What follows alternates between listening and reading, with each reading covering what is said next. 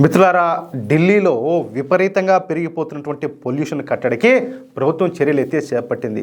November 1వ తేదీ నుంచి నగరంలో BS4 అలాగే BS5 డీజిల్ వాహనాలను బ్యాన్ చేయాలని చెప్పేసి నిర్ణయం అయితే తీసుకునేది. అర్థమవుతుందా? BS6 డీజిల్ వాహనాలను మాత్రమే అనుమతించున్నదన్నమాట. దీన్ని సక్రమంగా అమలు చేయాలని చెప్పేసి అధికార యంత్రాంగాన్ని కూడా ప్రభుత్వం అయితే ఆదేశించింది.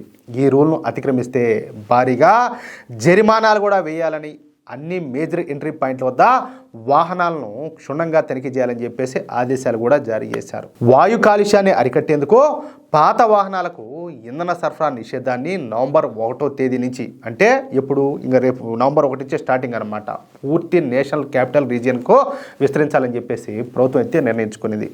ఈ నిషేధం 10 సంవత్సరాలకు పైగా పాతబడినటువంటి డీజిల్ కార్లు, 15 సంవత్సరాలకు పైగా పాతబడినటువంటి పెట్రోల్ కార్లకు వర్తిస్తుందన్నమాట. ఇప్పుడు డీజిల్ బండ్లు అనుకోండి 10 ఏళ్ల క్రితం వరకు అనమాట, 10 ఏళ్ళు టైం, 10 ఏళ్ళు దాటినాయా ఇంకంతే కథం.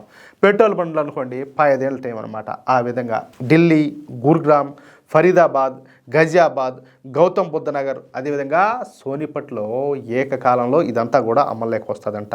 మిగిలినటువంటి నేషనల్ క్యాపిటల్ రీజియన్ జిల్లాలకు ఇది ఏప్రిల్ 1వ తేదీ, అంటే ఇప్పుడు రేపు సంవత్సరం 2026 నుంచి అమలు చేస్తారు. అది విషయం. అంటే పాత బండ్లు, డొక్కు బండ్లు వేసుకొని ఇంకా ఢిల్లీ నగరంలో తిరిగేదానికి లేదు.